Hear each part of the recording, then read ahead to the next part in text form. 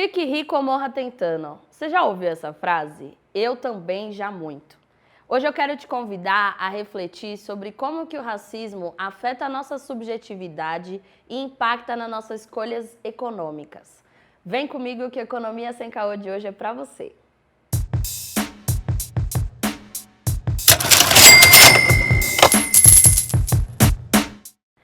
É muito comum a gente ver pessoas negras que ascendem economicamente e logo são julgadas pela mídia ou pelas pessoas mesmo.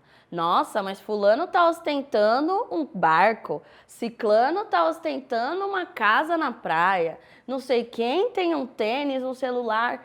Cara, qual é o problema de ver pessoas negras vivendo com dignidade? Por que que no imaginário brasileiro é tão difícil de assimilar uma pessoa negra vivendo com dignidade, com o esforço do seu trabalho? O nome disso, gente, é racismo. Não tem outra palavra. A gente no Brasil tem um processo muito sério de empobrecimento sistemático da população negra. Esse processo começou desde a escravidão, mas ele se reforça hoje em dia, seja nas favelas, nos subúrbios e na forma como a desigualdade é perpetuada nesse país. Por esse motivo, a gente precisa refletir seriamente entre essa relação que se coloca entre pobreza e negritude. Eu não estou falando aqui que a gente precisa ter um negro bilionário no Brasil para a gente resolver essa situação, muito pelo contrário.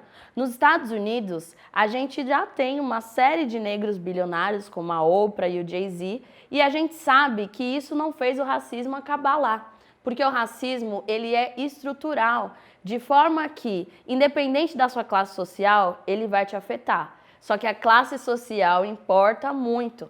Dependendo do lado da mesa que você está sentado, você vai ter um tratamento diferente na polícia, nos bancos, nas organizações. E por isso que a gente precisa falar do fortalecimento econômico da nossa comunidade. As pessoas gostam muito de comparar Brasil e Estados Unidos, mas não entendem que são processos muito diferentes. No caso dos Estados Unidos, a gente está falando de uma organização que responde a leis segregacionistas pelo menos há mais de 70 anos. Então, são organizações muito antigas e que estão ali trabalhando essa coisa do fortalecimento econômico da comunidade há muito tempo. Aqui no Brasil, o mito da democracia racial foi muito importante para desmobilizar essa dimensão. Eles criaram uma ideologia para falar que agora a gente já criou a abolição, somos todos trabalhadores, não tem mais essa de preto e de branco. E eles fizeram todo um processo extremamente violento e forçado de miscigenação no país para que essa identidade racial se perdesse. Ao mesmo tempo, quando a gente olha para as favelas, quando a gente olha para as quebradas, a gente sabe muito bem que essas regiões têm cor, certo? E aí, a questão que se coloca é, qual que é o nosso projeto? A gente quer sair da quebrada e ir para o centro? Ou a gente quer que a quebrada tenha as mesmas condições e a mesma infraestrutura que o centro? Tudo isso está em torno do nosso debate sobre economia e como é que a nossa articulação econômica pode servir para que a gente tenha ganhos em toda a comunidade. Eu queria dizer para você uma coisa diferente, mas a verdade é que a gente não pode se iludir de achar que a ascensão econômica significa o fim do racismo.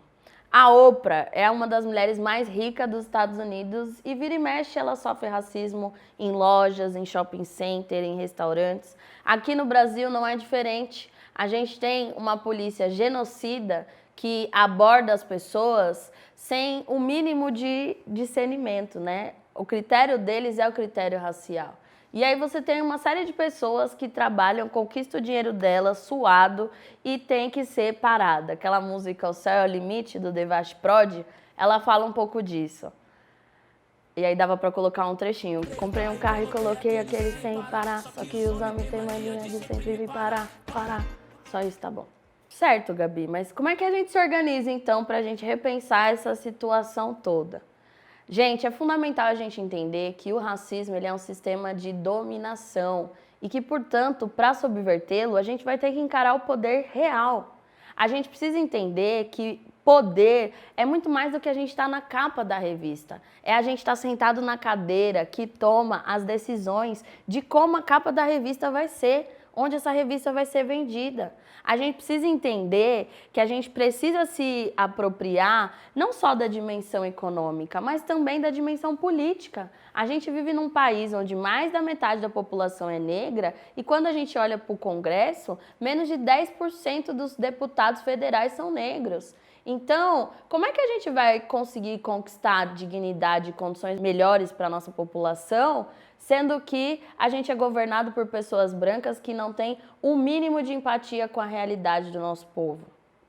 É muito importante que a gente entenda que as questões estruturais, elas estão conectadas com as questões raciais. Falar de saneamento básico, falar de educação, falar de saúde universal, todas essas questões estão intimamente conectadas com a questão racial, porque a questão racial ela funda esse país. Resumindo, dinheiro é bom, quero sim, se essa é a pergunta. Tá tudo bem você querer viver com qualidade, ter dignidade, ter uma moradia digna, se vestir com qualidade, comer o que você quiser. Quem vai dizer o contrário é o racismo. E é por isso que a gente está aqui na Economia Sem Caô, para te mostrar todas essas visões que o sistema não quer que você saiba. Tamo junto, te vejo na próxima. Gente, seguinte, voltei aqui para falar, tinha esquecido. Se você gostou desse conteúdo, dá o seu joinha, comenta e compartilha para a gente reverberar isso entre a nossa comunidade, porque você tá ligado, o sistema não quer que você saiba disso. Até a próxima!